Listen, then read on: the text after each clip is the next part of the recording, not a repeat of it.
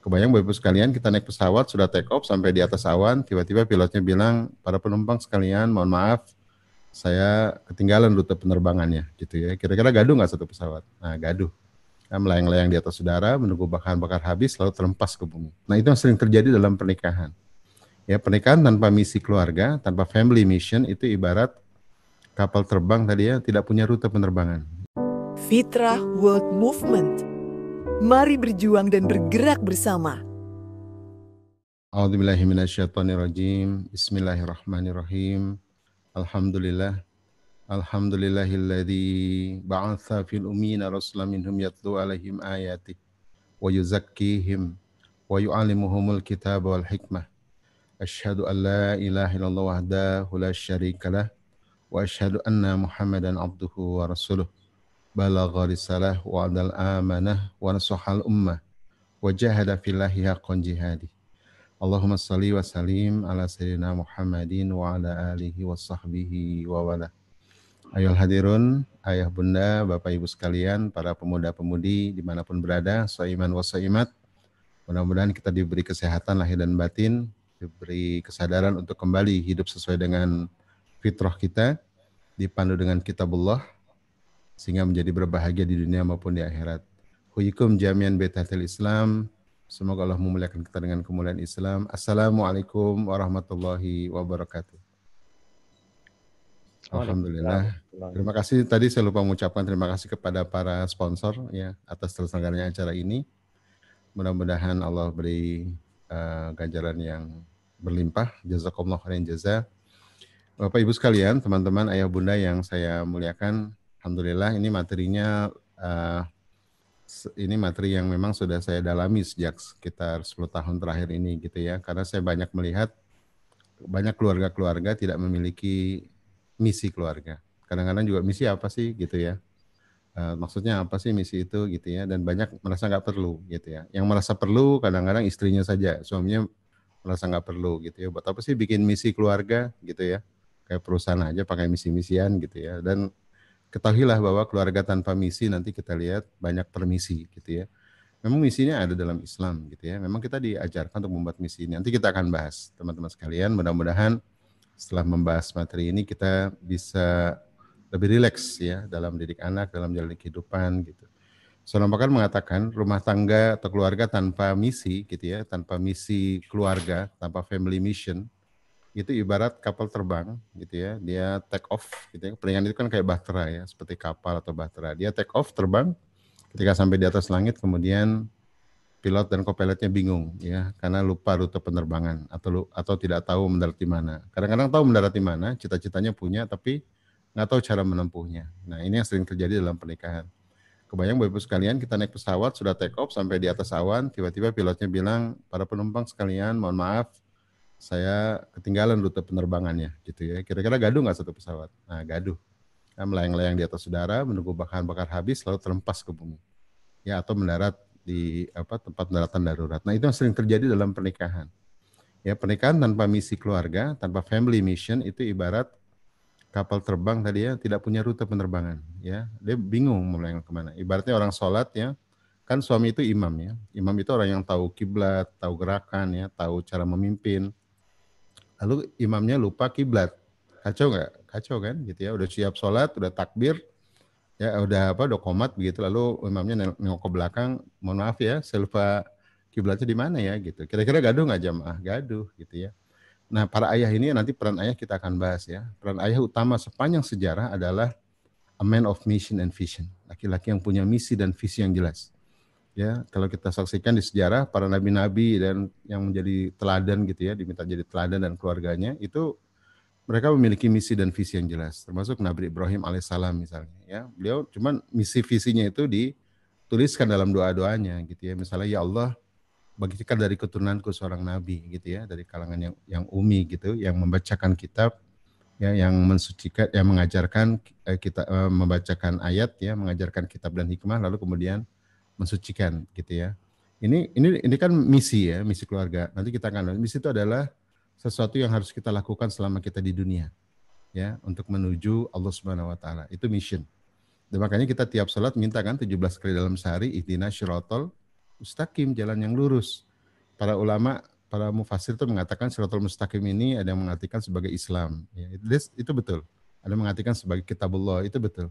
Tapi ada juga ulama yang mengartikan Shiratal Mustaqim ini sebagai jalan hidup ya, sebagai rute perjalanan kita menuju Allah gitu ya. Maka orang-orang yang menemukan rutenya ini disebut para mutakin nanti, orang yang menemukan jalannya menuju Allah Subhanahu wa taala. Dan orang kalau udah ketemu jalan ya, udah mutakin itu, maka nanti dia jalannya fokus begitu ya.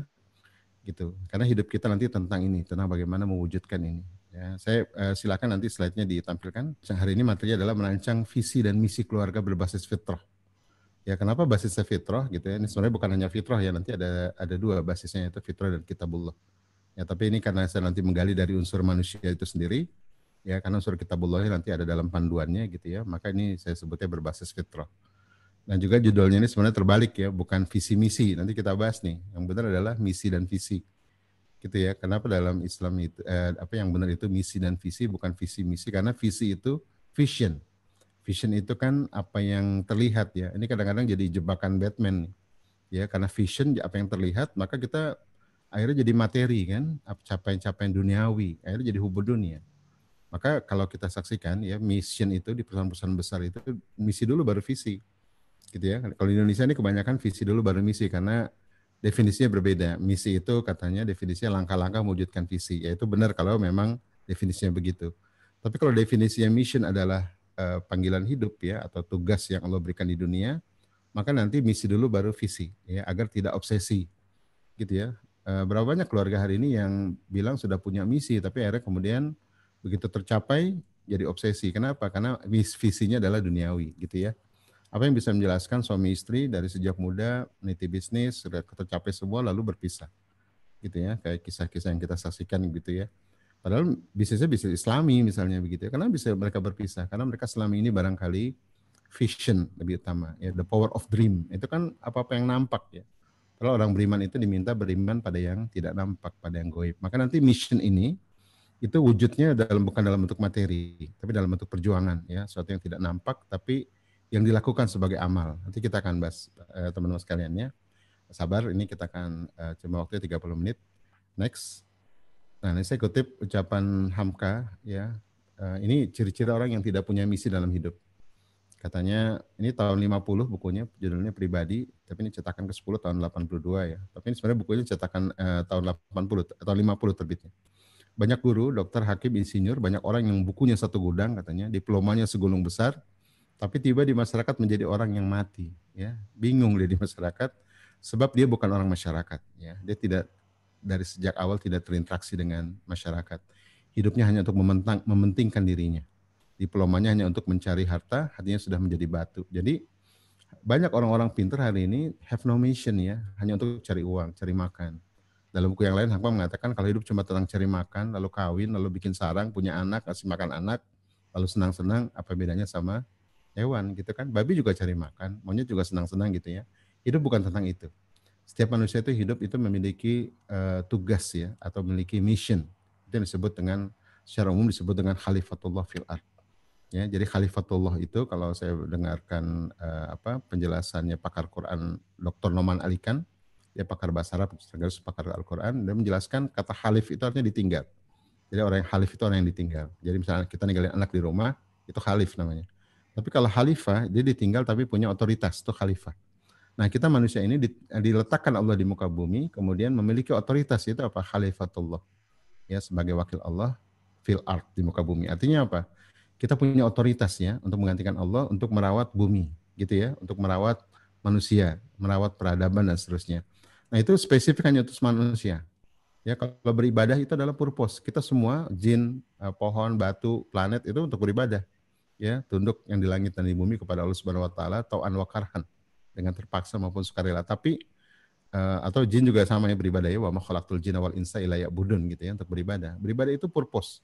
Itu otoritas Allah, kita nggak bisa nolak gitu ya. Itu memang keputusan Allah. Tapi kemudian Allah memberikan spesifik tugas kepada manusia, nggak kepada makhluk yang lain, yaitu apa? Menjadi khalifatullah fil ard, menjadi wakil Allah di muka bumi yang memiliki otoritas gitu ya, untuk merawat bumi ini. Makanya the mission of life itu, misi hidup adalah dalam bidang apa kita mau memerankan peran sebagai khalifatullah fil ard. Versi khalifah apa yang mau kita jalankan gitu ya. Misalnya menolong anak yatim, ya, menyelamatkan orang hutan, melestarikan alam, gitu ya, menebarkan Al-Qur'an misalnya, membuat metode anak jatuh cinta pada Al-Qur'an misalnya dan seterusnya. Ini panggilan, ya. Menggunakan misi itu nanti menggunakan kata kerja, tugas tadi ya. Apa yang menggebu-gebu dalam jiwa kita yang mau kita tolong dari agama Allah, itu misi. Nah, banyak orang hari ini nggak punya misi, tidak mempunyai cita-cita, tidak punya mission maksudnya, lain daripada kesenangan dirinya. Pribadinya tidak kuat, kata Hamka, dia bergerak bukan karena dorongan jiwa dan akal. Kepandaiannya yang banyak itu kerap kali menimbulkan takutnya, ya, bukan beraninya. Padahal ciri orang beriman itu kan orang yang memiliki keberanian. Ya, innalladzina qalu rabbuna Allah tsumma istaqamu tatanazzalu alaihimul malaikata, ya, ala takhafu wa la tahzanu dan seterusnya begitu. Nah, ini orang beriman tuh Allah tanamkan, ya, malaikat Allah kirim untuk menanamkan rasa berani begitu ya. Nah, ini yang terjadi dalam kehidupan kita. Jadi banyak orang tidak memahami bahwa menjadi khalifatullah fil ard itu adalah harus ada peran-peran spesifik yang kita miliki ya sebagai khalifah. Karena khalifah itu kan luasnya, kita mau merawat apa di bumi ini. Nah, itulah yang disebut dengan the mission of life ya. Itulah peta jalan menuju Allah Subhanahu wa taala. Ya, dengan itulah kita nanti menjemput akhir hidup kita dan mempertanggungjawabkannya kepada Allah Subhanahu wa taala. Gitu ya. Ini saya jelaskan dulu konsep ini biar teman-teman bisa memahami pentingnya the mission of life. Saya ingin gambarkan sedikit ya tentang apa hubungan antara purpose tadi ya, beribadah kepada Allah, mission secara umum sebagai khalifatullah fil ard, dan kenapa kita harus punya misi spesifik. Saya ambil gambar contoh begini. Ada pemilik perusahaan atau pemilik yayasan gitu ya, dia owner. Tentunya kan dia nggak mungkin mengurus semua hal di yayasan itu kan, sepakat nggak? Atau di perusahaan itu, dia pemilik gitu ya. Kemudian dia meng-hire orang-orang untuk datang ke perusahaannya gitu atau lembaganya untuk menjadi karyawan, sepakat nggak? Gitu ya, di-hire orang. Nah, itu purpose namanya. Maksud pemilik perusahaan menghadirkan orang-orang ke perusahaannya menjadi karyawan, gitu ya. Nah, kemudian dia mencanangkan bahwa wahai karyawan sekalian, tugas kalian adalah menggantikan saya di perusahaan untuk menjalankan fungsi-fungsi yang tidak mungkin saya lakukan semuanya, begitu kan? Nah, kemudian apa yang berikutnya terjadi yaitu begitu karyawan itu mulai bekerja, tentunya kan setiap karyawan itu mereka tahu bahwa mereka menggantikan fungsi pemilik perusahaan gitu ya. Tapi mereka juga tahu bahwa setiap karyawan yang hadir itu memiliki tugas-tugas yang berbeda, sepakat nggak? Nggak mungkin satu orang melakukan banyak fungsi. Ya, ada fungsi keamanan, ada fungsi keuangan, ada fungsi manajemen, ada fungsi teknologi misalnya dan seterusnya. Nah, begitulah Allah Subhanahu wa taala. Ya, Allah menghadirkan kita sebagai hamba Allah. Itu the purpose, maksud Allah menghadirkan kita. Tapi setiap karyawan yang hadir itu punya misi umum, ya, punya tugas umumnya itu apa? Menggantikan fungsi pemilik perusahaan. Sepakat ya? Tapi setiap karyawan itu memiliki job desk, yaitu tugas masing-masing. Nah, itulah misi hidup. Gitu ya. Apa yang terjadi kalau kita hidup di bumi, luntang-lantung di muka bumi, mengaku hamba Allah, tidak memiliki peta jalan menuju Allah, tidak memiliki tugas spesifik yang Allah inginkan kepada kita. Gitu ya. Nah, itu sama juga karyawan tadi ya, tiap hari datang ke kantor, ngaku karyawan, ya, melakukan amal soleh, ya, dia bantu orang fotokopi, ya, bantu orang bikin paper dan seterusnya. Tapi itu bukan job desk-nya gitu ya. Kira-kira gimana? Ya, berhak nggak dia mengaku karyawan? Begitu pula kita dengan Allah Subhanahu wa taala. Lontang-lantung di muka bumi ngaku hamba Allah, ya, dan tahu kalau kita ini adalah wakil Allah di muka bumi begitu ya, tapi tidak memiliki spesifik tugas. Khalifah versi apa yang mau kita jalani? Nah, itu nanti kita nggak bermakna hidup kita. Itu sekarang hari ini orang nyebutnya kalau kita ingin hidup bermakna maka temukan ya jati diri kita atau panggilan hidup kita kepada Allah. Kalau di Barat ya, misi hidup itu bisnis, ya, karir. Kalau di Islam bukan. Misi hidup, nanti karir itu penting ya, sebagai pelengkap, sebagai solusi dari misi. Tapi kalau misi adalah hal yang menggebu-gebu dalam jiwa kita, ingin menjuru kebenaran. Ya, para ahli sufi mengatakan misi hidup itu adalah titik kesadaran dan titik pertobatan untuk menyeru kebenaran, untuk menolong agama Allah, untuk melakukan perubahan yang Allah ridhoi dalam sebuah bidang. Tadi ya, seperti saya contohkan, memakmurkan Indonesia, menyelamatkan anak yatim, ya, membantu fakir miskin, menebarkan teknologi canggih buat umat misalnya ya, atau membangun sebuah metode untuk orang mencintai Al-Qur'an misalnya. Itu adalah misi, membangun pendidikan ya yang untuk membuat para pemuda jadi mukallaf misalnya atau jadi mandiri ketika 15 tahun. Itu kan perhatikan ya, misi itu menggunakan kata kerja. Sama kayak doa-doa para nabi juga menggunakan kata kerja. Ya Allah, bangkitkan dari keturunanku seorang nabi yang membacakan kitab, kata kerja ya, yang mengajarkan kitab dan hikmah gitu ya, dan kemudian mensucikan. Itu jadi misi hidup itu nanti kita lihat sebagai sesuatu yang menggebu-gebu dalam jiwa kita untuk menyuruh kebenaran. Nanti kita akan pandu pelan-pelan begitu ya. Next. Nah, salah satu problem ya hari ini perceraian rumah tangga adalah karena have no mission ya. Jadi seorang pakar mengatakan penyebab perceraian rumah tangga itu dua hal. Pertama adalah keluarga tidak punya misi pernikahan atau family mission atau family mission ya atau misi keluarga. Yang kedua tidak ada proses saling mencahayakan ya. Yang ada saling komplain gitu ya. Jadi ibaratnya pilot dan co-pilot ya. Pertama nggak tahu rute penerbangan. Yang kedua nggak tahu fungsi masing-masing. Apa sih fungsi ayah? Apa sih fungsi ibu? Yang terjadi kusut begitu ya. Ya, termasuk juga nanti fungsi komunitas dan fungsi sekolah. Ini kadang-kadang berantakan. Hari ini kita nggak bahas poin 2 ya, kita bahas poin pertama. Ya, bagaimana merancang misi pernikahan. Teman-teman sekalian, ayah bunda, bapak ibu yang saya muliakan, Saimin wa Saimat, 2019 data perceraian di Indonesia mencapai angka 395.000 kasus per tahun. Saya ulangi lagi ya, 395.000 kasus per tahun. Gitu ya. Itu mungkin teman-teman yang pernah merasakan betapa getirnya perceraian itu, angka ini bukan angka yang sedikit, sepakat ya. Dan korbannya juga bukan korban sedikit, yaitu anak-anak dan masa depan. Gitu ya. Itu 395.000 kasus ini kalau kita bagi 365 hari, ya per harinya itu orang bercerai 1.200 keluarga bercerai. Ya, kalau kita bagi 24 jam kurang lebih per jamnya 50 keluarga bercerai. Teman-teman ayah bunda, kita bisa bayangkan ya bagaimana kebangkitan Islam itu, kebangkitan umat ini, ya kejayaan Indonesia ini akan tercapai kalau rumah tangga itu rapuh, sepakat nggak?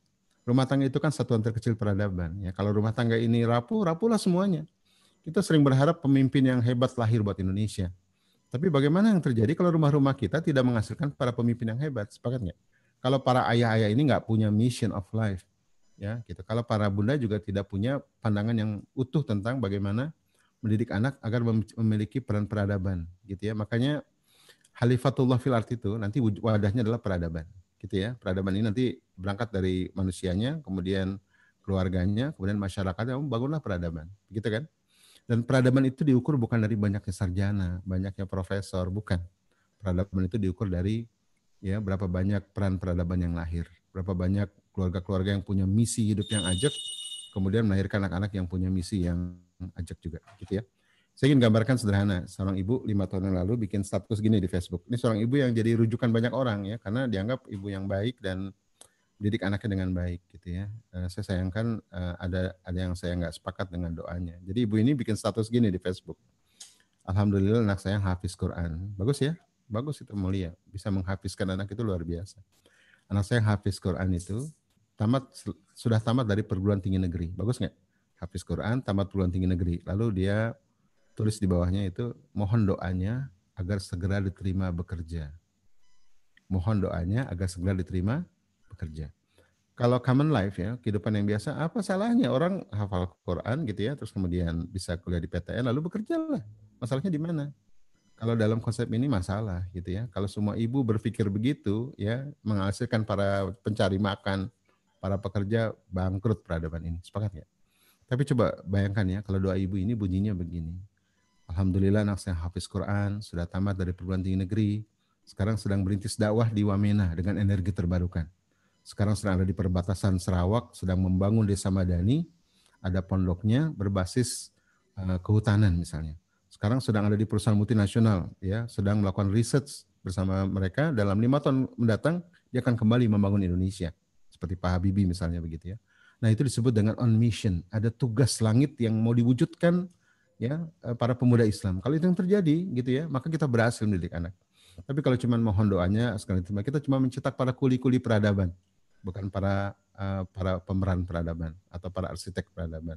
Nah kurang lebih itu ya Bapak Ibu sekalian. Nanti efeknya di mana? Di rumah tangga. Para ayah atau para ibu yang tidak punya misi yang ajak, nanti akan muncul keluarga yang tidak punya misi keluarga yang ajak gitu ya. Nanti kita akan bahas ini. Maka jadi rapuh rumah tangga itu. Tadi ya ibarat pilot co-pilot, tidak jelas apa jalan untuk mencapai Allah ya. Banyak keluarga kalau saya tanya apa sih misi keluarga? Beribadah kepada Allah. Saya bilang Bapak, Ibu mohon maaf ya, beribadah kepada Allah itu bukan misi, itu adalah purpose. Itu adalah kehendak Allah. Kita nggak boleh nggak boleh nyentuh itu wilayah Allah gitu ya. Ada yang lagi misi saya adalah ingin jadi keluarga soleh. Ya, kalau menjadi keluarga soleh itu bukan misi, itu adalah visi, gitu ya. Menjadi itu bentuk kata sifat itu visi. Kalau misi itu apa yang mau kita lakukan di dunia ini, ya dalam rangka menyeru kebenaran, dalam rangka nanti menuju kepada Allah itu misi. Ya, tadi saya ulang-ulang misi itu adalah kata kerja ya, apa yang mau kita tolong, apa yang mau kita bantu dari umat ini. Nah, Gitu ya Bapak Ibu sekalian. Next. Slide berikutnya. Maka di sini kita lihat ya, peran ayah ibu itu yang paling ultimate. Ada berapa peran ayah, peran ibu ya. Ibaratnya pilot co-pilot tuh punya peran-peran yang berbeda gitu ya, yang masing-masing harus memahami ini. Peran-peran ayah ya dalam sejarah maupun di Al-Quran itu adalah man of mission and vision. Ayahlah yang pembuat misi. Kalau ibu itu a person of love and sincerity ya, sosok yang setia dan penuh cinta mendukung perjuangan ayah. Ini keluarga ideal begini ya. Kita lihat keluarga Ibrahim alaihissalam dan Bunda Hajar. Kita lihat keluarga Muhammad SAW dengan Bunda Khadijah radhiyallahu anha gitu ya. Bagaimana Bunda Hajar ya sangat mendukung misi perjuangan Ibrahim alaihissalam. Ditinggal di padang pasir. Ya, pokoknya enggak. Dia lagi hidup enak gitu ya. Kemudian Allah perintahkan untuk dibawa ke padang pasir. Itu perintah yang enggak masuk akal. Tapi Nabi Ibrahim patuh dan istrinya patuh gitu ya. Ya mendukung perjuangan misi kenabian suaminya atau misi hidup suaminya. Karena itu jadi misi keluarga. Dan kemudian perintah yang kedua nggak masuk akal lagi adalah apa? Suruh ditinggal di di padang pasir begitu ya. Kalau ditinggal di mana di Pulau Jawa ya banyak ATM ya, banyak tempat belanja. Kalau tinggal kita pandemik aja suami pergi bingung gitu ya. Ini ditinggal di padang pasir yang nggak ada penduduknya gitu ya. Bahkan air aja belum ada waktu itu kan. Air kan baru muncul belakangan. Jadi setelah Nabi Ismail menghentakkan kaki ke tanah begitu. Nah ini luar biasa ya dan Allah menggambarkan itu betapa wanita yang setia ini kemudian diabadikan jadi ibadah haji kan. Ya, Bunda Hajar itu 7 kali ya Safa wa Marwa itu untuk mengecek air kan karena Nabi Ismail itu menangis masih bayi dia haus. 7 kali bolak-balik dan ternyata air yang dicari itu ya itu adanya di mana? Di kakinya Ismail gitu ya, digeduk keluar air begitu. Tapi Allah Maha Adil ya, yang dicatatkan Allah itu bukan kakinya Ismail jadi ibadah haji ya, kita suruh nggak geduk-geduk kaki di Zam-Zam. Tapi yang diabadikan adalah perbuatan yang nampaknya sia-sia, yaitu perbuatan Bunda Hajar bolak-balik ke gua, bolak-balik dari Safa wa Marwa, sa'i. Itu kan diabadikan jadi ibadah haji gitu ya. Itu menggambarkan bahwa begitu Allah menghargai perempuan-perempuan yang setia mendukung perjuangan misi suaminya. Jadi ayah itu find the way, ya, find the mission, show the mission, lead the mission. Itu peran ayah. Ibu kayak imam lah, yang menunjukkan kiblatnya, yang memimpin gerakannya, kemudian menunjukkan caranya. Begitu ya. Itu peran ayah gitu ya. Maka di Al-Quran itu ya peran ayah itu bukan cari nafkah ya. Karena cari nafkah ini itu penting nafkah itu ya, tapi itu bukan ultimate peran dari seorang ayah gitu ya. Kenapa? Apa ya, mencari nafkah ini nggak menikah pun wajib cari nafkah. Sepakat nggak? Anak 15 tahun yang sudah mukallaf itu wajib cari nafkah. Kalau kita punya anak 15 tahun ke atas masih dinafkahi itu namanya bukan nafkah tapi sodako atau infak atau zakat karena statusnya fakir miskin begitu. Mencari nafkah ini kewajiban inherent dia, nggak perlu jadi ayah pun wajib. Nah, kewajiban ayah di Al-Quran itu yang pertama adalah terkait dengan keimanannya. Yang pertama adalah a man of mission and vision, gitu ya. Nanti ini kita maka peran ini saya jelaskan dulu biar teman-teman bisa memahami peran ini. Lalu kalau gitu ibu apa? Ibu nanti yang mendukung misi perjuangan ayah. Ini yang ideal ya. Walaupun di beberapa keluarga saya temukan masing-masing punya misi, gitu ya. Nanti kita bahas ini. Kalau masing-masing punya misi gimana? Nah ini sinergi, gitu ya. Bisa digabungkan. Misalnya ayah punya misi memperjuangkan keadilan Indonesia lewat jalur politik gitu ya. Ibu punya misi misalnya menyelamatkan para ibu-ibu rumah tangga agar lebih mandiri ya gitu ya. Ini disinergikan aja. Berarti kan ada gabung ya antara politik dan pendidikan misalnya gitu ya. Ini bisa disinergikan. Kalau misinya sama ini setengah ideal sebenarnya. Kalau yang tidak ideal apa? Biasanya ada juga keluarga yang punya misi istrinya gitu ya. Istri punya misi misalnya mendirikan membuat metode untuk melahirkan gentle birth gitu ya, melahirkan yang alami. Suaminya nggak punya misi. Nah ini kalau kayak gini gimana? Ya maka kalau nunggu suami lama gitu ya, maka saran saya serahkanlah misi itu kepada suami ya. Daripada ayah nggak punya misi nih ya gitu ya. Saya kasihan sama ayah nih, tolong pimpin misi saya ya. Ayah di depan, saya di belakang mendukung. Nah ini lebih beradab gitu ya. Karena memang yang namanya suami itu harus di depan, gitu ya, harus di depan. Ada seorang ibu nanya, ya dia pemimpin perusahaan, ya mimpin 6.000 laki-laki di perusahaannya. Terus bertanya, Ustadz, saya itu di kantor mimpin 6.000 laki-laki. Bagaimana saya di rumah bisa taat dengan seorang laki-laki katanya begitu. Terus Ustadz menjelaskan, Bunda menghargai suami, menjadikan suami pemimpin itu wajib, hukumnya itu adab dalam Islam. Ya, kalau Bunda merasa hebat, ya kalau merasa hebat, carilah suami yang lebih hebat yang bisa menghargai kehebatan Bunda, begitu ya. Maka dalam Islam itu yang namanya suami itu harus lebih mumpuni. Saya nggak menyuruh pisah gitu ya, tapi kita dorong suami kita untuk jadi pemimpin kita, begitu ya. Kalau dia nggak punya bisa, nanti kita akan bahas. Jadi ayah itu apa tadi? Find the mission, show the mission, lead the mission. Nah, itu peran ayah. Nanti bagaimana menemukan misi ini pelan-pelan ya. Jadi tadi saya bahas perlahan-lahan gitu ya, sampai nanti kita kepada tahapan-tahapan. Saya ingin menjelaskan slide berikutnya, apa sih manfaat misi keluarga itu ya dalam pernikahan gitu ya. Kenapa sih perlu misi keluarga? Tadi kalau secara urgensi, ya importantnya sudah ya. Urgensi sudah karena para nabi itu jadi. Sekarang manfaatnya apa? Manfaat positifnya. Yang pertama apa? Kalau keluarga punya misi hidup, itu akan jadi perjuangan bersama yang mengekalkan. Ya, suami perhatikan cinta antara suami istri yang punya keluarganya punya misi, itu cintanya kekal itu. Ya, kebayang nggak ya Nabi Ibrahim dengan Bunda Hajar tadi ya, betapa cinta Nabi Ibrahim pada perempuan yang mendukung misinya. Gitu ya. Maka ada kaidah ya, ini para ayah mungkin sepakat ya. Ya, laki-laki yang punya misi yang ajak lalu didukung oleh istrinya dengan sepenuh jiwa raga, maka cinta ayah pada istrinya tak bertepi. Sepakat nggak? Sepakat ya. Jadi kalau Bunda ingin dapatin cinta suami tak bertepi, dukung misinya. Ada seorang ibu langsung nunjuk, Ustadz, suami saya nggak punya misi, Ustadz. Nah, gitu. Mau dukung apa? Nah, ini masalah lagi babnya ya. Nanti maka hari ini kita bahas ya. Maka para ayah ayo sadari bahwa misi ini penting ya. Tadi ibaratnya kapal terbang, kita harus punya rute. Rute menuju Allah dengan cara apa gitu ya. Nah, itu disebut misi.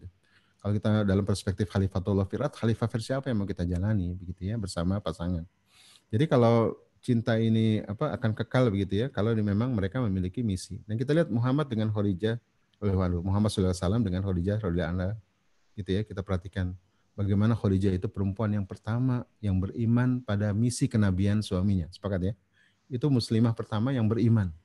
Ya, kita barangkali kalau jadi Khadijah ya, suami kita pulang dari kantor lalu bilang tadi ayah ketemu Jibril gitu ya. Belum tentu kita beriman kan gitu ya. Tapi Bunda Khadijah beriman pada Rasul. Maka cinta Muhammad SAW, cinta Rasulullah SAW kepada istrinya Khadijah radhiyallahu tak bertepi cintanya. Gitu ya. Saya yakin Rasulullah kalau Khadijah masih ada nggak nikah lagi dia, ya karena ini kecuali perintah Allah ya. Karena ini memang pecinta pertama. Dan kalau kita baca buku istri-istri Nabi, Rasulullah itu hanya menikah lagi ketika Khadijah wafat kan ya. Yang kedua, Rasul sering ngomongin Khadijah. Ya, jadi pada istri-istri berikutnya sering ngomongin Khadijah. Berarti kan cinta sejati pada Khadijah memang, bukan pada istri berikutnya. Istri berikutnya ini dalam rangka dakwah gitu ya. Dalam rangka, jadi poligami itu dalam rangka on mission ya, bukan dalam rangka on syahwat begitu. Nah, ini penting ya. Jadi kalau milenial contohnya siapa? Saya sering ambil contoh Pak Habibie ya. Pak Habibie dengan Bu Ainun ya. Pak Habibie itu laki-laki yang sejak muda itu punya misi. Kalau kita baca bukunya atau pidatonya itu clear. Ya, saya dan keluarga saya sejak dulu, sekarang dan masa depan adalah bagian dari masyarakat. Kalau masyarakat ini makmur, maka makmur juga keluarga saya. Jadi misinya sebenarnya memakmurkan bangsa Indonesia. Solusinya apa? Kapal terbang.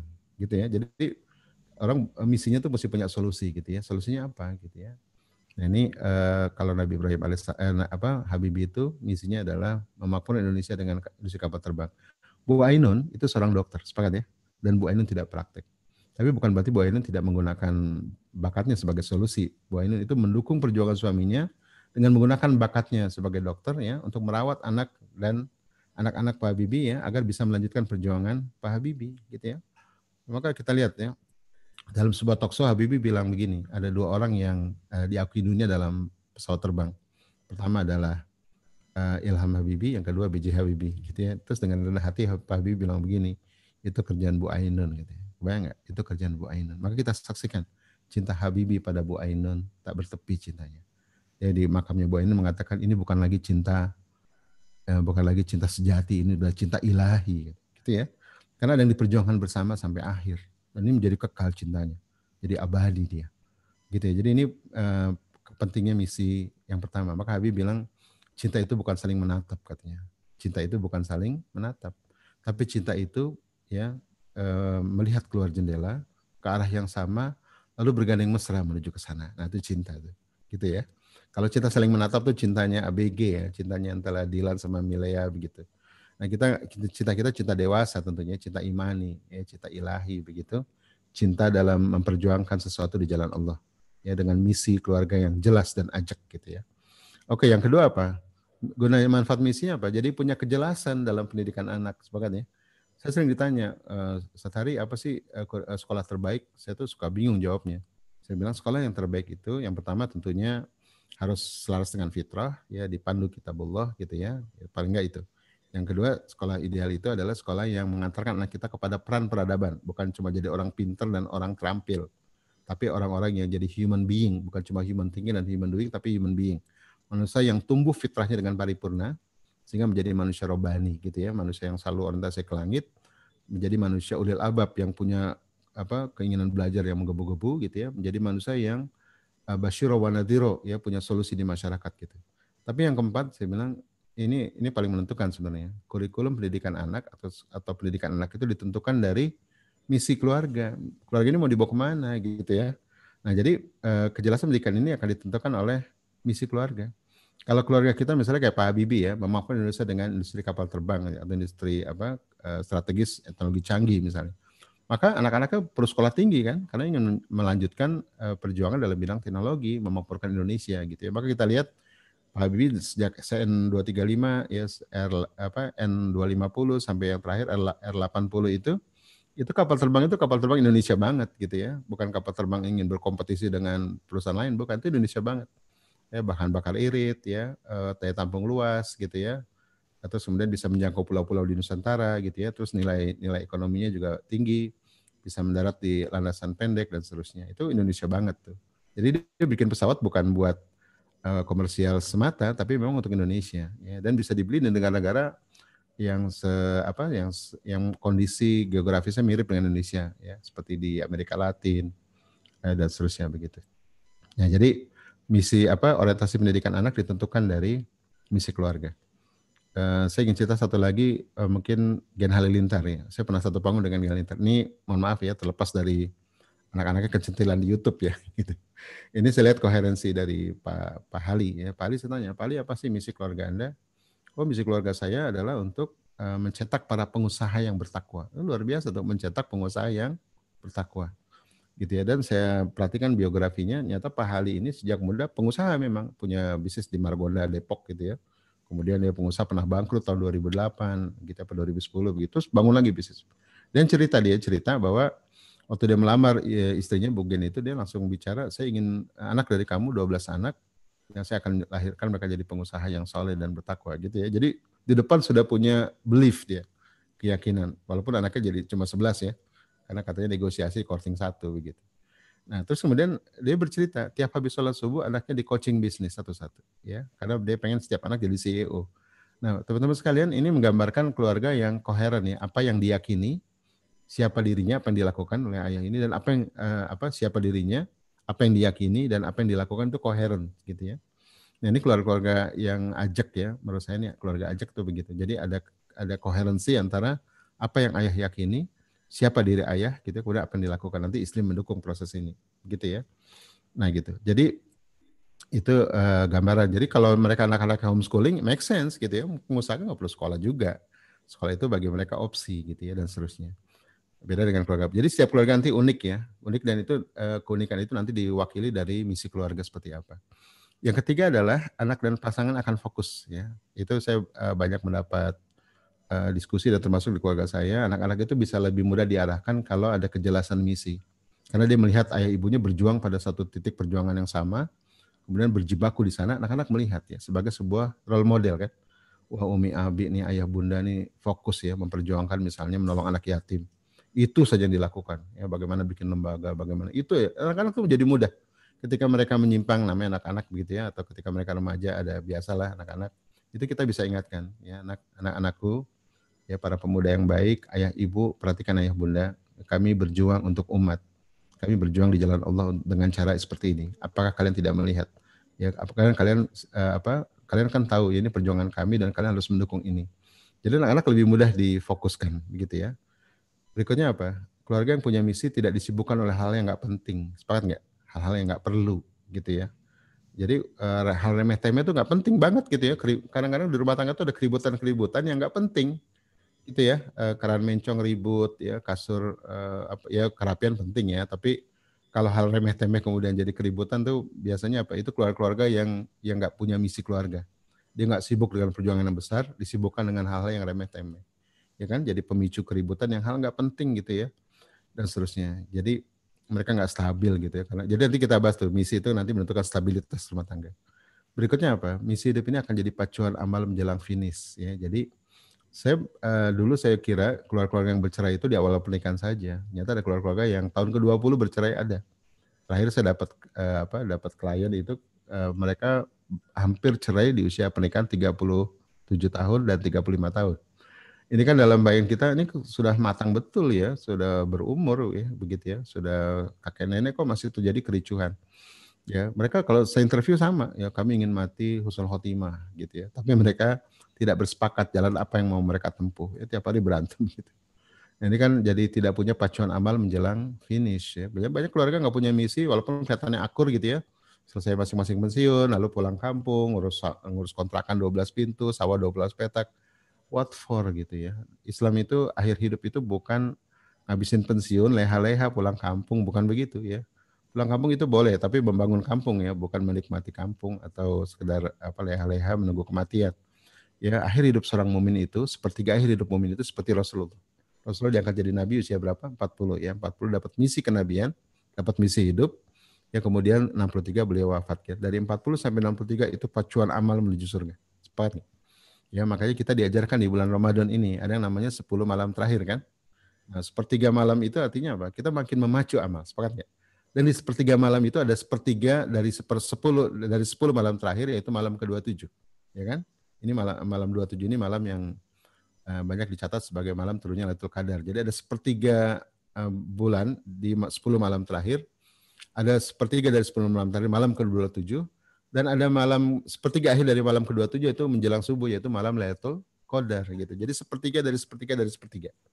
Dan Ramadan itu sendiri pun sepertiga dari 1 tahun kan. Jadi Ramadan itu 4 bulan terakhir menuju akhir tahun. Ramadan, Syawal, Zulqa'dah, Zulhijjah. Jadi Islam ini mengajarkan bahwa sepertiga akhir hidup mukmin itu pacuan amal menuju surganya. Ya, bukan pensiun pulang kampung leha-leha nunggu kematian, bukan. Gitu ya. Jadi inilah gunanya misi hidup. Ya, yang ketiga, yang berikutnya semua amal soleh jadi terpadu.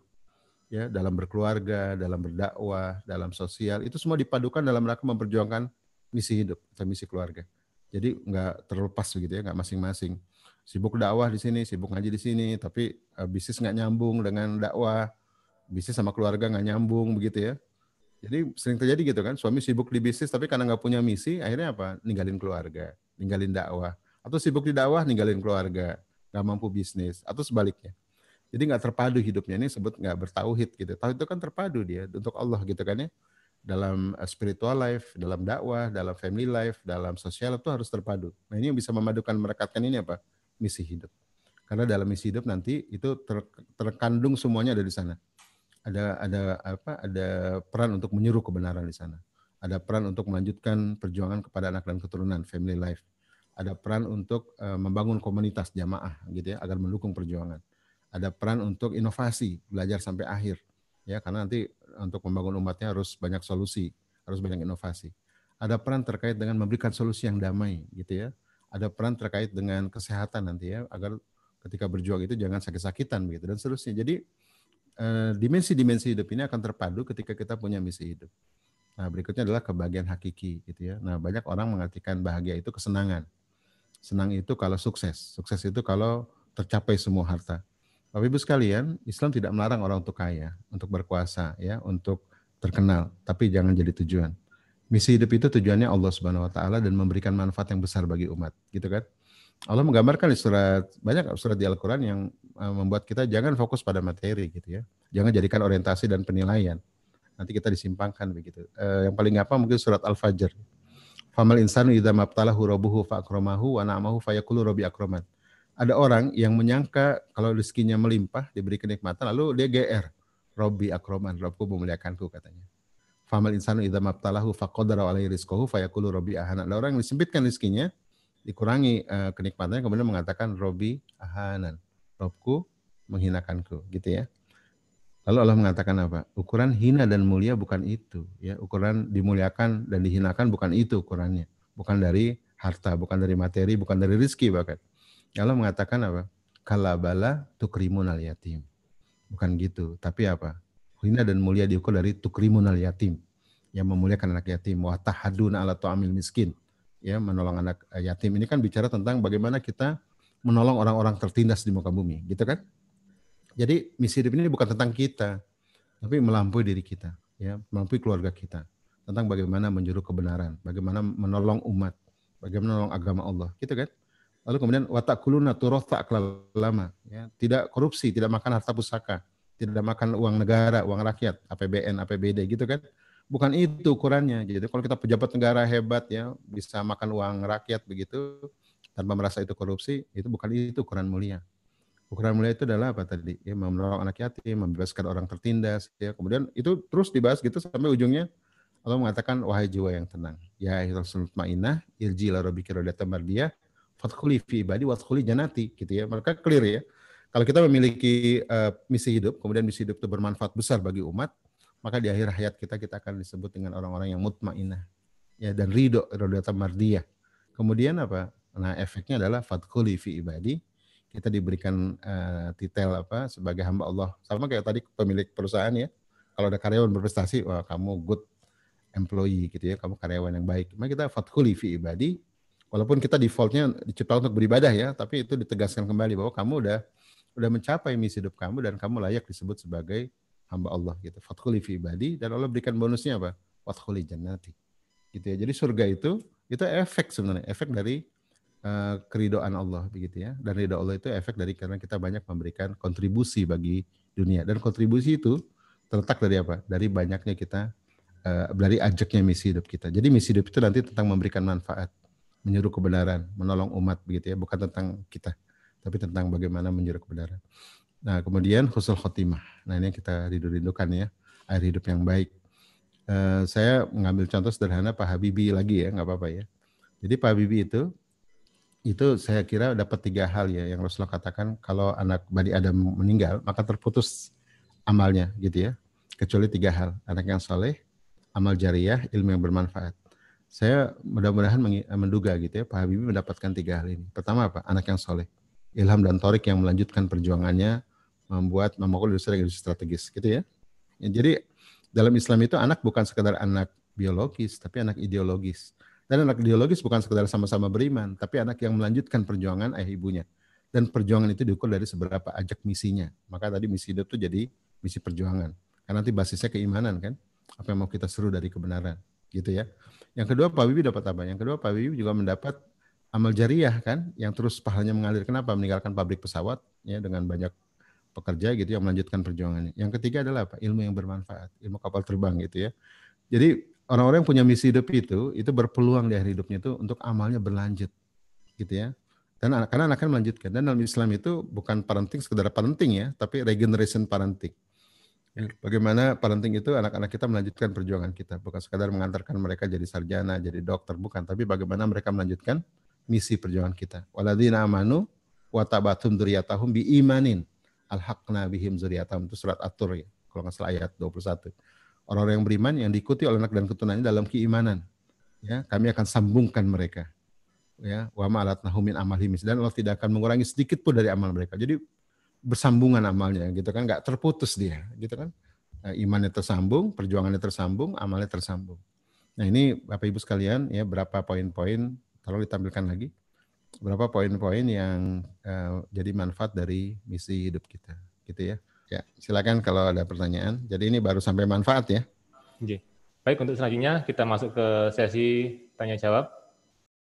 Baik, yang pertama dari Mas Weli Hidayat, Ustaz. Ya, yaitu ketika anak telah balik namun memiliki misi berbeda, bagaimana?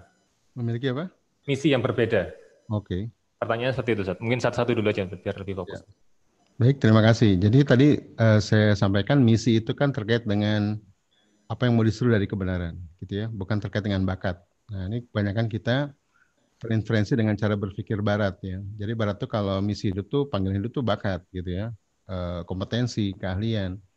Ya terang aja antara bakat antara bapak sama anak bisa berbeda. Tapi kalau bidang bisa sama, gitu ya. Misalnya kalau saya ya, misi hidup saya adalah mengembalikan kesejahteraan pendidikan Indonesia, gitu ya, atau membantu para keluarga untuk berdaulat dalam kehidupan misalnya.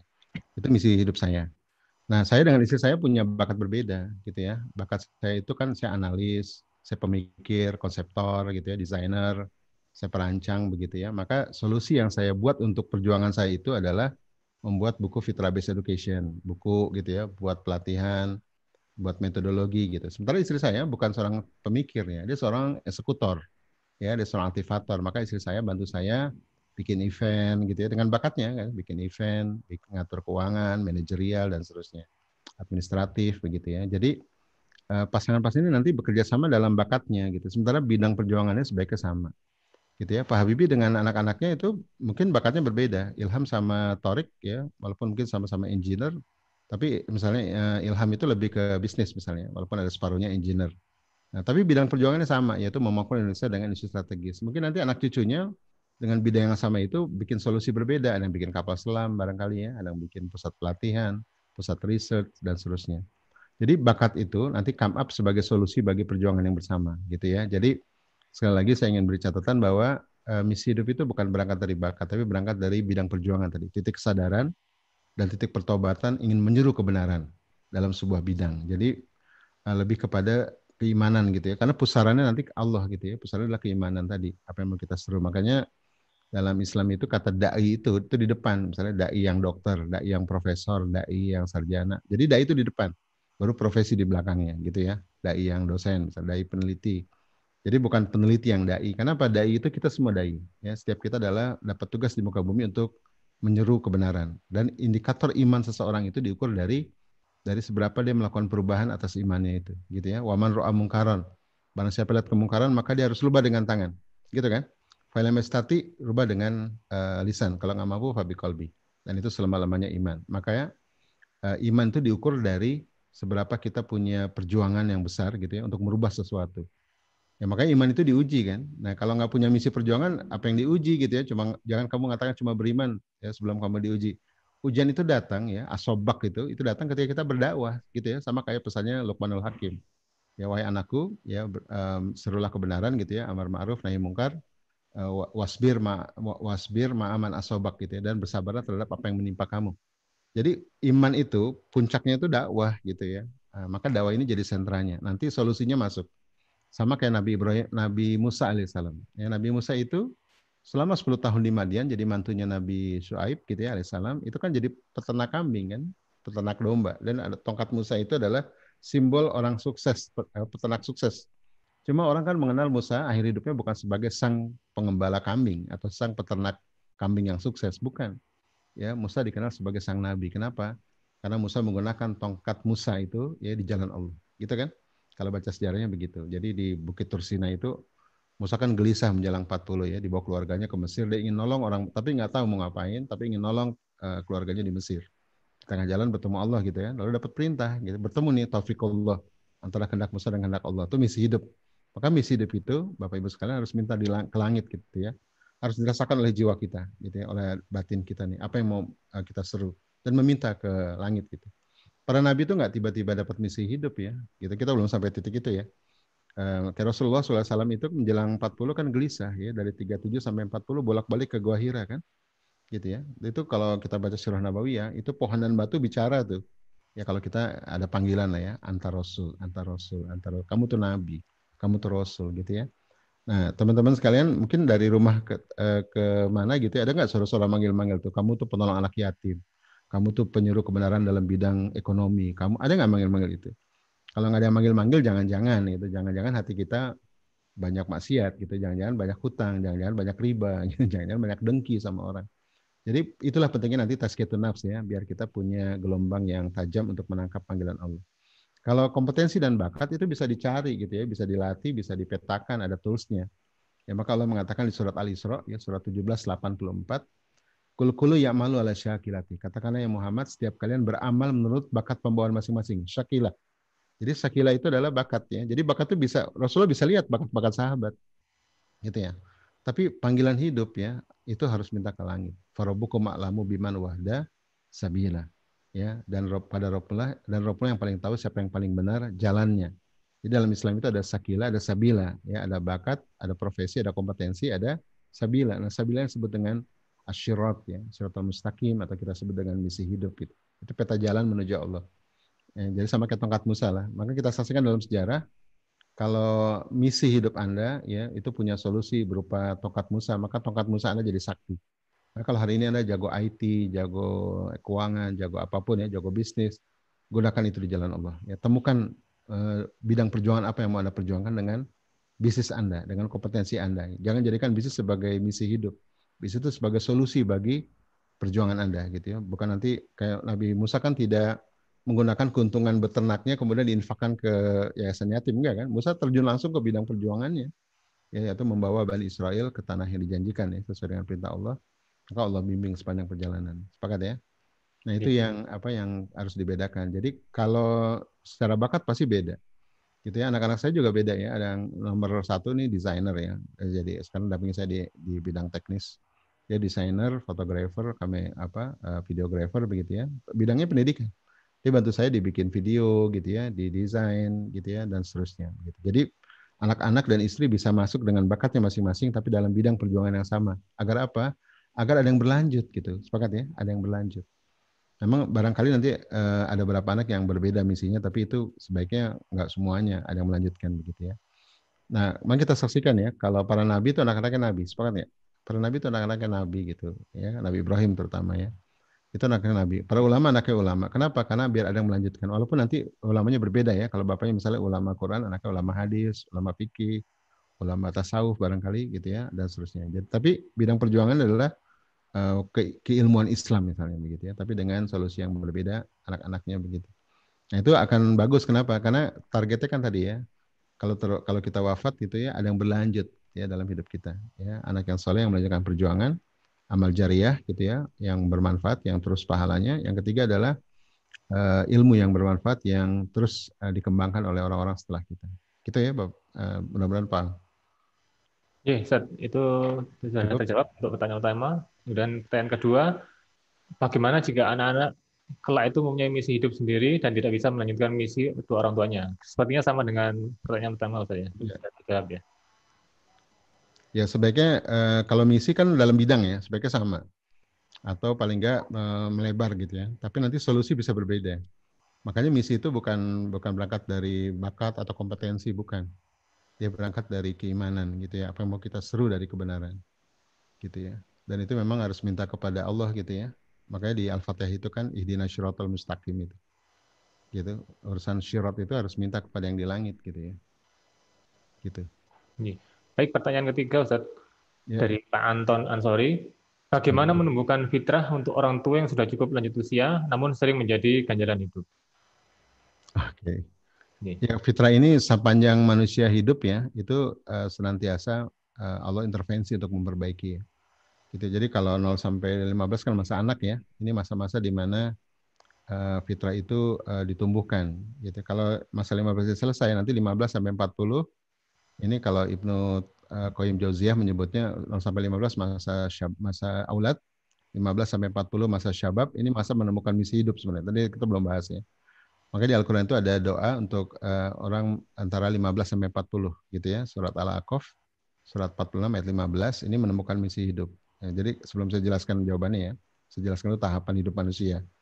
Nah ini kalau pendidikannya gagal gitu ya, gagal didik, maka nanti 15 sampai 40 mulai galau dan kacau gitu ya. Karena apa? Karena ini masa menemukan panggilan hidup. Kalau fitrah-fitrah itu nggak tumbuh, jadi bermasalah. Itu di Al-Quran ada doa khusus antara 15 sampai 40 gitu ya. Surat Al-A'qaf ayat 15 ya. Hatta balago asyuddahu, ketika sampai masa dewasa, wa balago arba'ina sanah, ketika sampai masa usia 40. Dewasa itu dalam Islam 15, ya, bukan 20, 27, 15, itu dewasa mukallaf. Sampai usia 40, maka kita diminta berdoa, Robi auzi'ni, ya Allah bimbinglah aku, an ashkura ni'mataka lati an'amta talaya wa an'amta walidaya gitu ya, agar aku mampu melacak. Syukur itu bukan menerima apa yang ada ya, syukur itu menggali maksud Allah. Kenapa saya dijadikan bisnismen? Kenapa saya jadi PNS? Kenapa saya jadi dosen? Digali maksud Allah itu. Disyukuri itu, syukur itu. Jadi syukur itu bukan take it for granted ya, tapi mensyukur. Jadi melacak. Itu antara 15 sampai 40. Kemudian melacak kepada orang tua kita, apa yang orang tua dulu berikan kepada kita, gitu ya. Banyak orang itu menyalah-nyalahkan orang tua gitu ya, memarahi saya ini inner child, berarti menyalah-nyalahkan ya. Yang baik teruskan, yang buruk ambil hikmahnya begitu. Jadikan masalah sebagai hazanah kekayaan hidup kita. Nanti kemudian doa ini wan amilan solehan tardohu, amal soleh yang Allah ridhoi, ini adalah misi hidup sebenarnya. Amal soleh tadi ya, karyawan yang hadir di perusahaan melakukan serabutan gitu ya, itu amal soleh memang, tapi bukan yang diridhoi pemilik perusahaan karena dia serabutan. Maka semua syukur itu nanti kita lacak, kira-kira misi apa yang mau kita jalankan. Kira-kira amal soleh apa yang Allah ridhai. Wa anamilan solehan tardohu. Itu misi hidup. Kalau saya ini ya, kita nggak sempat menjelaskan. Dan yang ketiga apa? Waslihi fi zuriyati. Memperbaiki diri kita dengan cara didik anak-anak kita. Jadi ada cerita tentang mensyukuri nikmat pada diri kita, melacak kompetensi semua resource yang kita miliki, lalu kemudian melacak berupa kesyukuran pada orang tua ya, jangan menyalahkan, maafkan. Lalu semua itu kita gunakan di jalan Allah ya, agar menemukan misi hidup. Yang ketiga, bagaimana kita melanjutkan pada keturunan. Ini doanya doa keren banget sebenarnya kalau kita bisa memaknai ini. Gitu ya. Karena tadi persiapan ini antara 1540 itu masa menemukan, masa mensyukuri apa yang kita dapatkan, apa yang diberikan orang tua, apa yang lalu kemudian menemukan misi hidup, lalu kemudian melanjutkan pada anak keturunan itu dalam 40. 40 sampai 60 ini masa kuhul, masa dewasa akhir. Ini masa menemukan panggilan kedua. 60 dan seterusnya itu masa suyuh, masa kakek. Gitu ya. Ini masa legacy, masa meninggalkan warisan. Nah, kalau ada orang tua yang nggak tumbuh fitrahnya, nanti ini hidupnya jadi berantakan nih, gitu ya. Usia 15 tahun, ya nggak tumbuh fitrahnya. Ya, banyak fitrah nggak tumbuh. 15 sampai 40, misi hidup nggak ketemu, ya susah ditemukan, gitu ya. 40 sampai 60, ini harusnya panggilan kedua, ini masa-masa persiapan pensiun, begitu ya. Masa-masa post power syndrome lagi gitu ya, karena nggak punya misinya. Nanti 60 sampai seterusnya mulai galau. Barangkali kita banyak menyaksikan ya, dua generasi di atas kita itu kan generasi yang pasca kolonial begitu ya. Ini generasi yang menurut saya kasihan ya, mereka misorientasi sebenarnya. Ya umurnya sudah habis, sudah expire begitu, menjelang wafat, tapi kemudian nggak tahu makna hidup karena mindset Barat itu kan hidup itu tentang materi begitu ya, tentang sugih gitu ya, tentang mencari kekayaan gitu, tentang pensiun yang tenang, pulang kampung begitu ya. Itu akhirnya kemudian menyangka itu adalah kebahagiaan, padahal kehampaan gitu ya. Berapa banyak orang yang pensiunnya melimpah kemudian hampa di akhir hidupnya gitu ya, karena memang bukan ini gitu ya, bukan ini hakikat kehidupan itu. Karena fitrah itu nanti butuh hak ya, ketika fitrah ini tidak diberikan haknya, termasuk menemukan misi hidup itu, maka dia menjerit ya. Nah jadi kita sebagai anak tentunya membantu ya, membantu orang tua, karena misi hidup ini idealnya memang sampai 40 gitu ya. Itu termasuk di kalau orang bilang life begin as 40 ya, hidup itu mulai ketika usia 40, as 40 gitu ya. Ini sebenarnya kalau dalam Islam 40 ini karena memang batas akhir gitu, karena dari 40 sampai akhir itu adalah masa pacuan amal tadi ya, kita udah bahas. Gitu ya. Kata Rasulullah umur umatku itu sitina wa sab'ina, 60 70 hanya sedikit yang bisa lewat. Jadi asumsinya kalau berikan kita 40 ya 40 sampai 60 itu sepertiga lagi kan. Nah, ini asumsinya sepertiga lagi dari hidup kita dan ini harus jadi pacuan amal. Nah, orang-orang yang melewati tahap-tahap ini itu agak berat memang. Tapi paling tidak gini, paling tidak mungkin misi susah ditemukan ya. Paling tidak dia menemukan good life ya, hidup sesuai dengan fitrahnya. Ya, kita bimbing dia untuk secara spiritual life-nya dekat kepada Allah. Ya, secara family life dia dekat sama keluarga. Soalnya ada orang yang udah pensiun malah rajin ribut sama pasangan, sama anak gitu ya. Lalu kemudian secara social life ya, kita libatkan dia sosial biar hidup lebih sehat begitu ya. Bukan jangan cuma di rumah, gitu ya, nunggu-nunggu kematian begitu. Libatkan dalam sosial. Berikutnya di aesthetic life ya, di kehidupan keindahan dia, misalnya apresiasi sastra, hobi barangkali atau me time-nya apa. Jadi masa tua itu bukan masa istirahat sebenarnya, masa pacuan amal menuju finish begitu harusnya. Jadi konsep mandek pandito gitu, lekser ke Prabon itu bukan dari Islam, itu konsep Hindu gitu ya. Islam itu enggak gitu. Jadi kita bantulah orang tua kita ini kalau nanti menemukan misi hidup. Karena misi hidup ini kalau menjelang akhir itu makin sulit ya. Sama kayak di surat Fatir, surat 35 ayat kalau nggak salah 47. Surat Fatir itu penghuni neraka berteriak gitu. Ya yastarikhuna fiha, mereka berteriak di dalam neraka, Rabbi akhrijna, ya Allah keluarkan kami dari neraka. Niscaya kami akan melakukan amal soleh yang berlainan. Wa namal amilan solihan goirol ladzi na'mal. Kebayang nggak? Jadi selama ini mereka di dunia melakukan amal soleh, tapi kenapa di neraka mereka minta dikembalikan ke dunia? Katanya mau melakukan amal soleh yang berlainan yang seperti dulu kami kerjakan. Berarti selama di dunia kan melakukan amal soleh, tapi bukan itu yang Allah maksud gitu ya. Lalu kemudian kata Allah nggak bisa ya. Kamu sudah cukup umur kamu, kami berikan waktu yang cukup.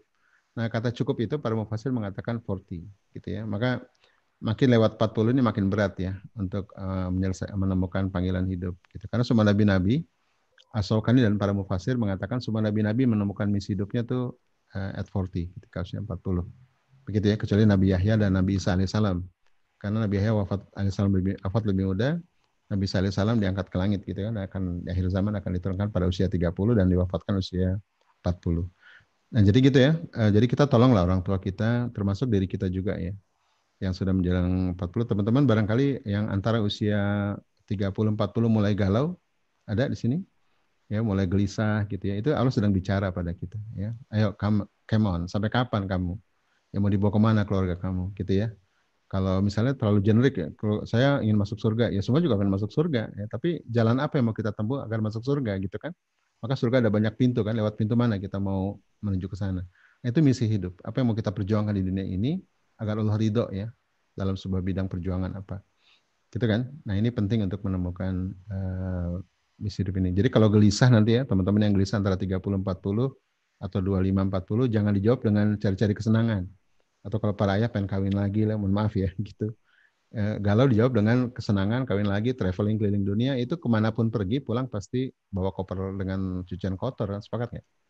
Hidup kalau gelisah itu sebenarnya sedang bicara sama kita. Ayo come on, ya, sampai kapan kamu mau hidup begini? Ya, tanpa makna, tanpa misi hidup. Ya, mau dibawa kemana keluarga kamu ya? Kamu bawa keluarga tapi nggak jelas mau dibawa kemana, gitu ya, dan seterusnya. Nah ini gelisah ini, jawablah kegelisahan itu dengan banyak tazkiyatun nafs, banyak merenung, ya, banyak refleksi, banyak menggali tadi, mensyukuri apa yang Allah sudah berikan. Lalu kemudian coba menggali, kira-kira peran saya apa di dunia ini, gitu ya. Oke, gitu Pak. Ustaz. Kemudian bisa membantu. Pertanyaan selanjutnya, Ustaz. Dari Bu Nur Rahimah, bagaimana merancang visi misi untuk anak perempuan berusia 5 tahun agar fitrahnya berkembang dengan baik? Ini misi hidup ya, bukan misi pendidikan ya. Oh, ini. Anak usia berapa? Usia berapa tadi? Usia 5 tahun, Ustaz. 5 tahun? Iya. Oh, oke. Kalau pendidikan, jadi gini, misi hidup itu ditemukan setelah 15 ke atas gitu ya. Kalau yang Bunda maksud barangkali bukan misi hidup ya, tapi misi pendidikan anak gitu ya. Kalau Iya. pendidikan anak tuh misinya adalah bagaimana mengantarkan dia memiliki peran peradaban gitu ya pada usia 15. Itu di buku saya ada gitu ya. Itu nanti kajiannya bagaimana didik anak kalau itu. Bukan bagaimana Oke. bagaimana untuk merancang misi hidup. Jadi ini lebih kepada bagaimana merancang misi pendidikan anak gitu ya. 0 sampai 6 itu kalau di framework ya itu masa untuk menumbuhkan cinta pada Allah gitu ya. 7 sampai 10 ini masa membangun kesadaran ya. 11 sampai 15 masa menempa agar nanti 15 dia mukallaf begitu ya.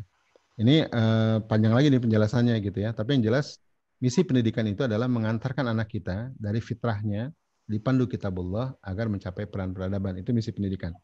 Gitu ya. Maka nanti penting menggali fitrah-fitrah anak, bakatnya, spiritualnya, imannya, egonya gitu ya. Karena semua fitrah ini harus tumbuh bersamaan. Gitu ya. Misalnya tadi iman tumbuh baik ya, dia hafal Al-Qur'an, beriman gitu ya, punya giroh. Tapi bakat nggak tumbuh gitu ya. Kasihan nanti ya, dia jadi orang yang punya giroh menyuruh kebenaran tapi have no solution. Gitu kan? Banyak hari ini orang ingin membuat perubahan tapi nggak punya kompetensi. Akibatnya apa? Maki-maki di sosmed, marah-marah, frustasi sendiri gitu. Atau sebaliknya, bakatnya tumbuh, imannya enggak. Ya, bedakan nanti antara beragama dengan berakidah ya. Ini maksudnya berakidah gitu. Punya giroh gitu ya untuk menyeru kebenaran. Tapi bakatnya nggak tumbuh gitu ya. Itu atau bakatnya tumbuh tapi nggak punya giroh. Itu seperti orang yang jago main pedang gitu, tapi cuma di sirkus gitu ya. Dapat uang iya, nyenengin orang iya, manfaat iya.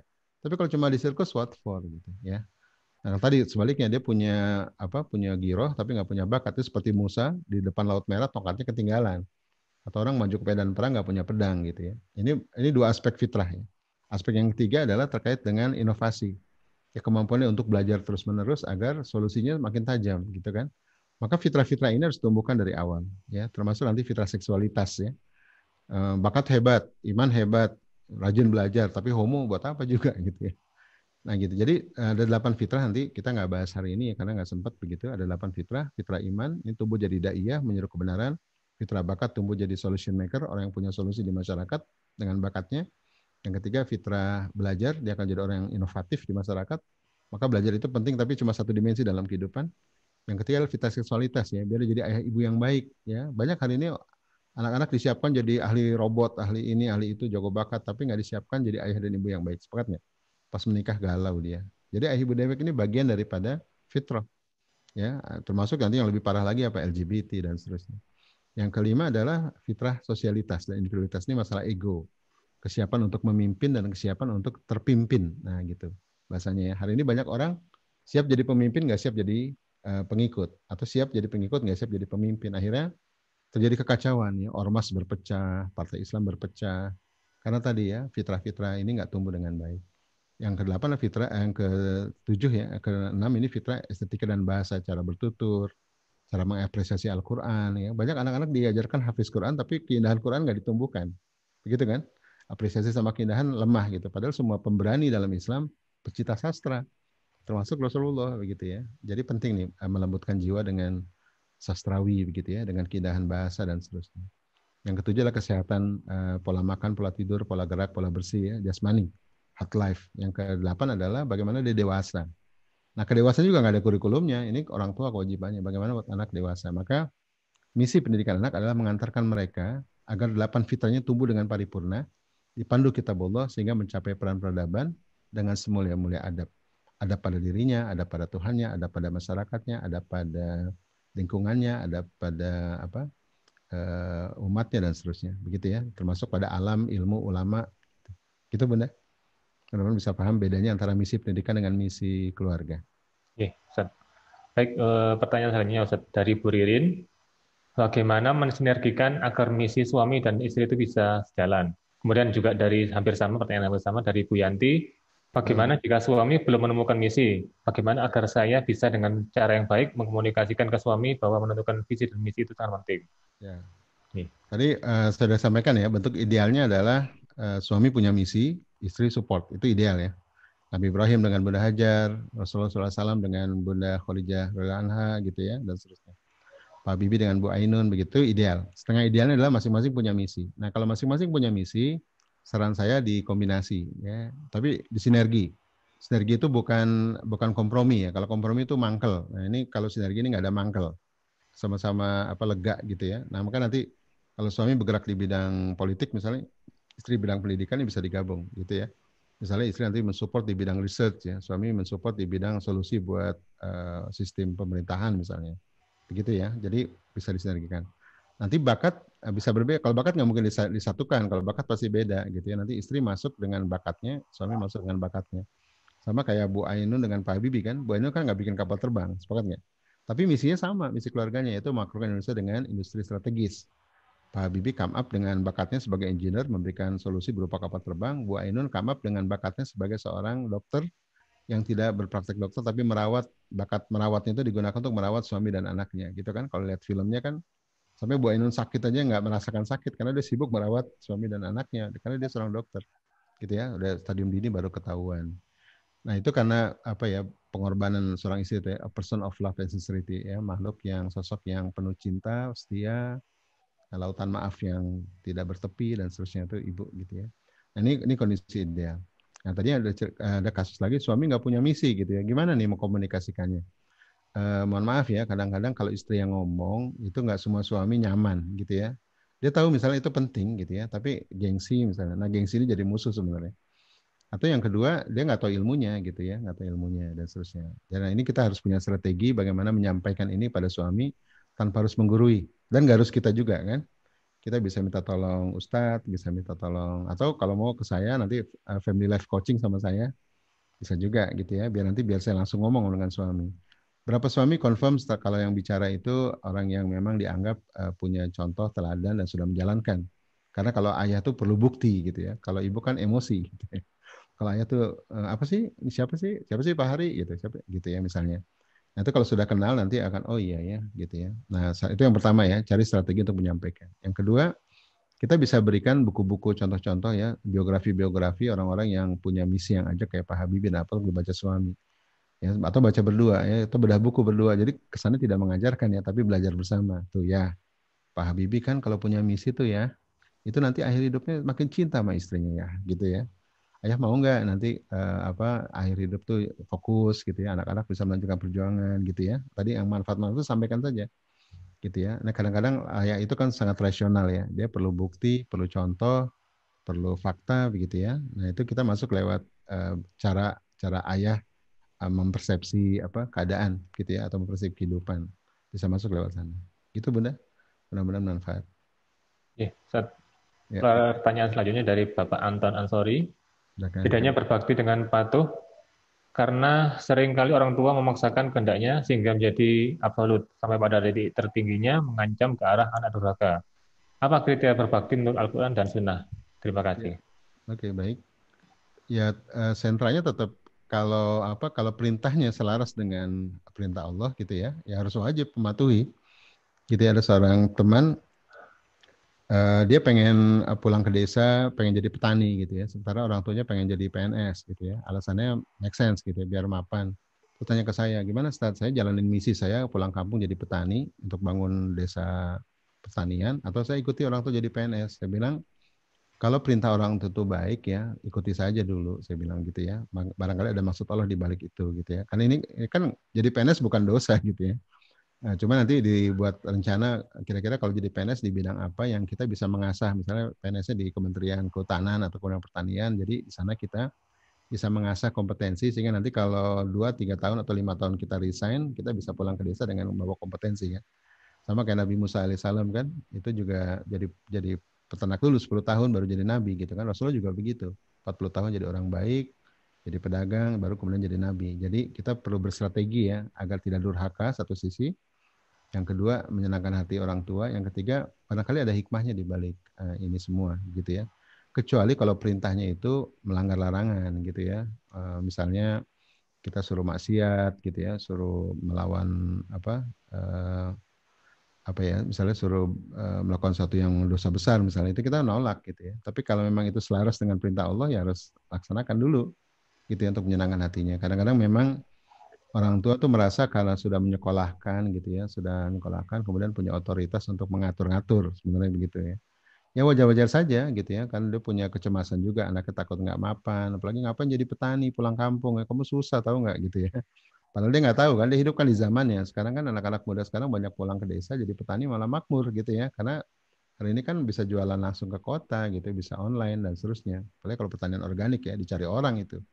Nah, contohnya begitu ya. Itu contoh. Jadi sepanjang itu tidak melanggar aturan Allah dan Rasulullah ya harus diikuti begitu ya. Tapi ini strategi. Ya, strategi bukan bukan patuh taat tanpa strategi ya, gitu ya. Ini strategi. Menyenangin orang tua lah.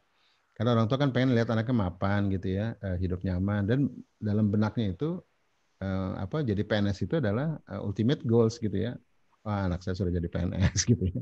Kalau jadi petani dianggap tidak. Ini sebenarnya kekhawatiran orang tua, tapi dengan cara pandang dia pada zamannya, begitu ya. Nah, jadi saya rasa orang tua itu yang orang tua sekarang barangkali memerintahkan kita untuk sesuatu yang baik sebenarnya, tapi bertabrakan dengan misi hidup kita. Itu yang sering terjadi begitu saya lihat ya. Jarang sekali orang tua menyuruh anaknya berbuat keji dan mungkar tuh jarang betul gitu ya.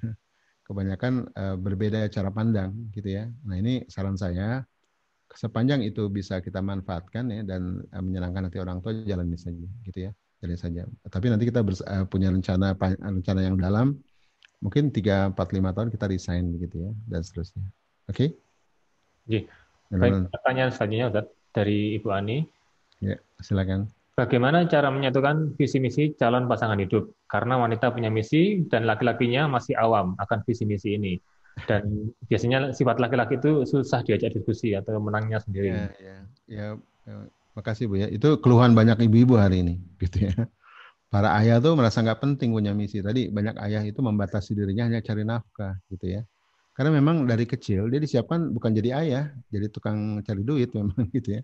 Nanti nak sekolah yang tinggi ya nak, supaya kamu bisa sugih, bisa makan enak tiap hari, begitu kan? Orientasi orang tua biasanya. Jarang kali orang tua misalnya, nak nanti kamu jadi dai yang hebat, jadi suami yang hebat gitu ya. Jadi bisnismen yang hebat misalnya gitu ya.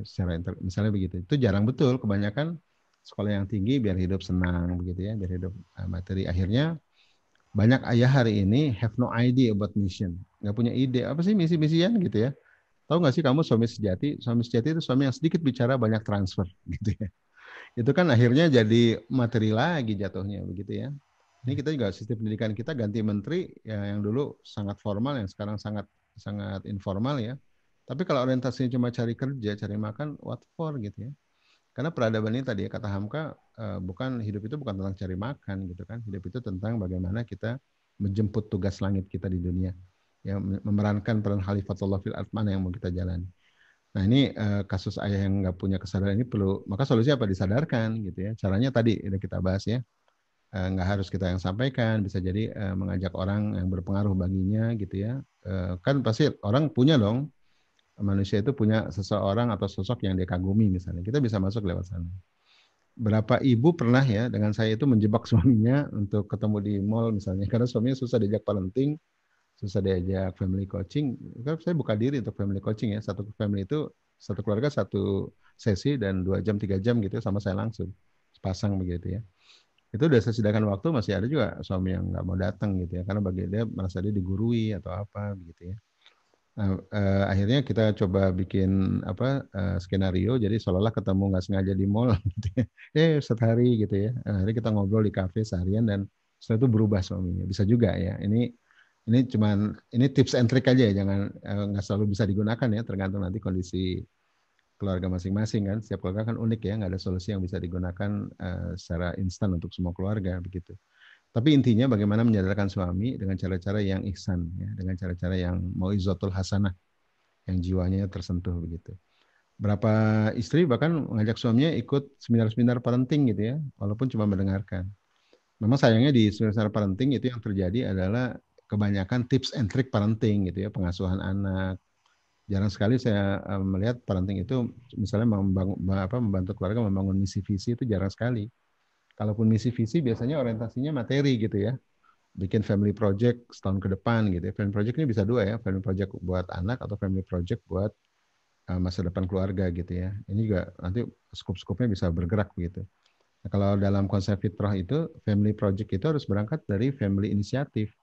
Family inisiatif itu harus berangkat dari family mission. Ya. Keluarga ini mau kemana nih? Oh ke sini, misinya ini, perjuangan ini. Maka dalam 2 tahun ke depan, ini programnya. Gitu ya. Untuk anak-anak ini, untuk ayah ibu ini, untuk ayah ini, untuk bunda ini. Jadi tadi ajak misinya, karena jelas mau dibawa kemana. Gitu ya. Itu saya lakukan di keluarga saya juga begitu. Jadi kita setiap tahun itu punya program, bukan sekedar ngarang ya, tahun ini bikin apa ya, yang enak apa ya, bukan itu gitu ya. Tahun ini dalam rangka mewujudkan misi kita, misalnya tadi menolong anak yatim atau menyelamatkan, melestarikan alam misalnya. Kira-kira program apa ya tahun ini ya, misalnya begitu ya. Nah itu jadi program keluarga dan anak tuh dilibatkan sejak umur 7 udah bisa dilibatkan, gitu ya. Karena anak-anak itu nanti akan melihat tadi sekali lagi ya perjuangan ayah ibunya. Dan mereka bisa bercerita dulu Umi sama Abi, ayah sama bunda itu ya waktu sejak muda tuh berjuang untuk agama Allah dalam bidang ini. Ya, kami melihat mereka betul-betul sungguh-sungguh, mereka belajar, mereka penasaran, mereka curious gitu ya, mereka research, mereka membangun jaringan, dan kami menyaksikan ini semua. Itu terasa nggak dalam jiwa anak? Terasa. Gitu ya, daripada cuma melihat ayah ibunya bolak-balik ke kantor, pulang gelap, berangkat gelap, pulang gelap, berangkat gelap, 1 minggu jalan-jalan, Senin gitu terus gitu ya. Itu akhirnya anak melihat nih orang tuanya apa sih, cuma jadi kuli gitu ya. Ya, saya bukan menghina gitu ya, maksud saya mencari nafkah itu kemuliaan gitu ya. Tapi tugas kita di dunia itu adalah menemukan panggilan hidup. Kalau sekarang belum punya, barangkali 2-3 tahun ke depan yang kita rencanakan sekarang gitu. Dan Bunda jangan pesimis kalau suami belum punya misi. Gitu ya. Saya yang bilang pertama jangan dimusuhi. Yang kedua doakan yang banyak. Yang ketiga sadarkan, gitu ya. Sadarkan. Sadarkan bisa harus lewat kita. Yang keempat, kalau masih susah juga, coba digali masalahnya di mana. Ya, apa karena dia frustasi dengan pekerjaannya? Ya, apa karena dia frustasi dengan masa lalunya, apa karena dia frustasi dengan sosialnya, kenapa, akar masalahnya di mana gitu. Kadang-kadang orang-orang yang tidak bahagia dengan hidupnya dan tidak selesai dengan dirinya itu boro-boro diajak menemukan misi gitu ya, yang ada tuh megang gadget, ngelamun gitu ya, menghayal yang nggak jelas, berapa ayah suka pornografi dan seterusnya begitu gitu kan. Nah, ini kita bantu ya, itu yang ke langkah keempat ya, kita bantu dia untuk menemukan frustasinya di mana, akar masalahnya di mana. Kemudian kita gali cahayanya. Kira-kira ayah ini potensi di mana sih gitu. Karena saya banyak menemukan para ayah yang profesinya itu nggak relevan dengan bakatnya, dengan fitrahnya nggak gitu ya. Nah, saya pernah ke Jogja mendarat, kita naik kapal terbang mendarat, terus naik taksi online. Ternyata sopirnya itu dokter hewan. Saya nggak nanya, dia ngomong aja gitu ya. Nah, itu memang Allah hadirkan orang ke saya untuk jadi bahan cerita. Pak, saya ini sebenarnya dokter hewan gitu. Loh, kok saya nggak praktek sih? Ya gimana mau praktek Pak? Gitu ya. Megang kucing aja jijik katanya gitu. Dokter hewan pegang kucing jijik, kebayang nggak? Saya tanya, umur berapa sekarang? 35. Anak berapa? 2. Satu 6 tahun, satu 8 tahun. Bapak sampai hari ini masih bingung siapa diri Bapak. Iya, saya masih bingung, Pak. Katanya. Bahkan profesi saya bingung. Ya. emang dulu kenapa kuliah di Fakultas Kedokteran Hewan? Ya, dulu saya pengennya jadi orang IT, Pak, katanya. Ya, saya pengen bangun teknologi segala macam. Tapi orang tua saya pengennya saya kuliah di UGM. Jurusan apa aja yang penting UGM. Kebayang nggak? Jurusan apa aja yang penting UGM. Nah, banyak orang tua obsesi begitu kan?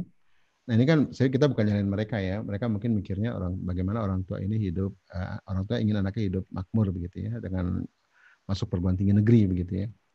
Akhirnya kan jadi obsesi. Kasihan kan umur 35 masih belum jelas mau kemana. Ini baru ngomongin tongkat Musa ya, karirnya. Belum ngomongin misi hidupnya. Kan nanti jenjangnya kan setelah tongkat itu baru menemukan panggilan kan, apa yang mau diperjuangkan gitu ya. Nah ini kompetensinya aja enggak, ya apalagi girohnya untuk melakukan perubahan gitu ya. Nah ini kalau ayah-ayah seperti ini, saran saya tadi ya, didoakan, jangan dimusuhi. Yang ketiga, disadarkan ya, harus lewat kita. Tadi yang keempat, digali masalahnya di mana, akar frustasinya di mana gitu ya. Karena dalam pernikahan ini, saya bikin status tadi di Facebook ya, dalam pernikahan ini pilihan kita dengan pasangan cuma dua, nggak ada lagi pilihannya. Kalau kita masih mencintainya, bantu mencahayakan dirinya atau berpisah darinya. Cuma dua itu pilihannya, gitu ya. Jangan kita di rumah tangga seolah-olah nggak ada masalah, seolah-olah nggak ada apa-apa, memendam masalah, kemudian hidup bertahun-tahun dalam satu rumah, tapi dengan masalah yang tidak pernah selesai, begitu ya. Selesaikan, bantu dia, gitu ya. Doakan dan seterusnya. Begitu ya, mudah-mudahan manfaat.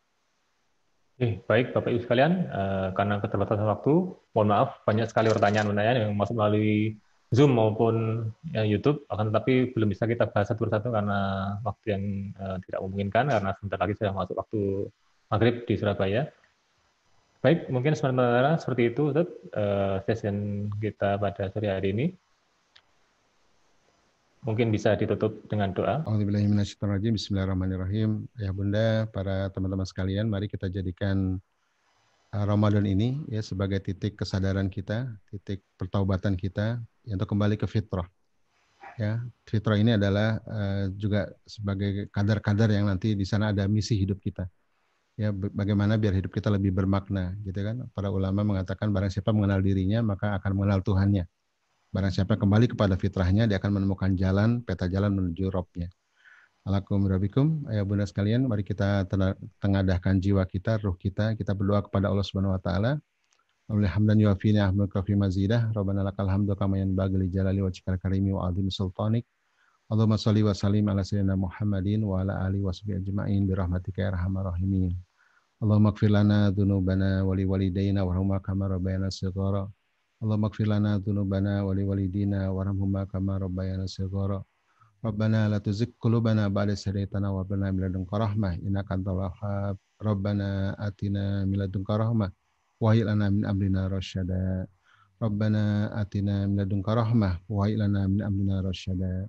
Rabbana hab lana min azwajina wa dzurriyyatina qurrata a'yun waj'alna muttaqina imama. Rabbana atina fid dunya hasanah wa fil akhirati hasanah wa qina adzabannar. Wassalamu ala sayyidina Muhammadin wa ala alihi washabihi ajmain. Walhamdulillahi rabbil alamin. Assalamualaikum warahmatullahi wabarakatuh. Jazakallah khair. Teman-teman, jazakumullah khairan.